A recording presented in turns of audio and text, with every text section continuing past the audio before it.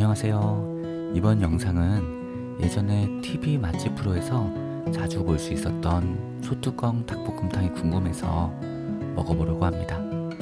전국 많은 지역에서 소뚜껑 닭볶음탕을 판매하고 있더라고요. 그래서 꼭 TV에서 나온 집이 아니더라도 가까운 식당으로 정했어요. 지금 가고 있는 곳은 경기도 가평인데요. 고속도로는 좀 막혔지만 4월 말인데도 불구하고 날씨도 선선하고 산세도 좋고 해서 목적지로 가는 발걸음이 가볍고 좋았답니다.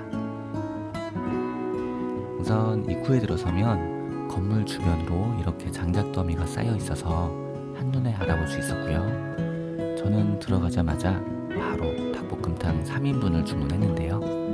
둘이서 갔지만 3인분밖에 없다는 걸 이미 알고 왔거든요. 평일 정오라 그런지 사람들은 많지 않았고 보시는 게 장작불 소뚜껑 닭볶음탕이랍니다.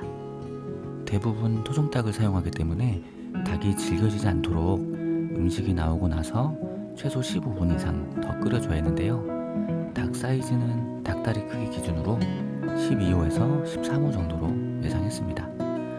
그리고 직원분들이 계속 장작을 넣어주시고 필요하신 게 있는지 테이블들을 살펴봐 주셨고 모두 친절하게 응대해 주셨어요. 저는 빨리 먹어보고 싶어서 닭이 빨리 익기만을 기다렸는데요. 시간 보내는 데는 불멍이 최고입니다. 반찬은 셀프 무한리필 6종류고요. 이제 진짜 솔직한 후기를 말씀드린다면 이곳의 맛은 별거 없어요. 감칠맛 없는 일반 닭볶음탕이고요. 사실 제가 더 맛있게 만들 수 있겠다 생각이 드는 맛이에요.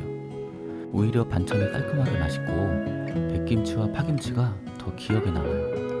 그냥 친구들 혹은 지인들끼리 장작 타는 소리 들으면서 먹을 때나 오면 된다 생각하시면 되고요. 이런 지역들이 요리는 비싼 건 알지만 일반 닭과 2-3천원 차이 나는 토종닭 한 마리를 넣은 닭볶음탕이 7만원, 8만원 한다는 건 좀 과하다 싶네요. 물론 추가한 이 수제비는 직접 만드신 거라 그런지 맛있었지만 젓가락이 잘 잡히지 않는 재질이라 닭도 수제비도 먹기가 힘들어서 계속 흘리고 옷에 튀고 짜증나서 속으로 욕 나오더라고요. 차라리 미니찌개가 필요합니다. 아무리 금액이 비싸도 정말 맛있고 특색 있다면 이해하지만 결국 맛이 문제라고 생각됩니다. 다 그렇진 않겠지만 이곳이 맛을 잘 못 낸 걸까요? 많이 아쉽네요. 양의 경우는 말이 3인분이지 3,000원짜리 볶음밥을 2개 추가한 양을 합쳐야 2.5인분 같았습니다. 저는 원래 닭 요리를 좋아해서 안 남기고 다 먹었지만 여러분께 추천도 못 해드릴 것 같고요. 저도 다신 소뚜껑 닭볶음탕 쳐다도 안 보겠습니다. 하트 모양 볶음밥 만들어주셔서 감사하지만 재방문하고 싶지 않다는 건 변함이 없네요.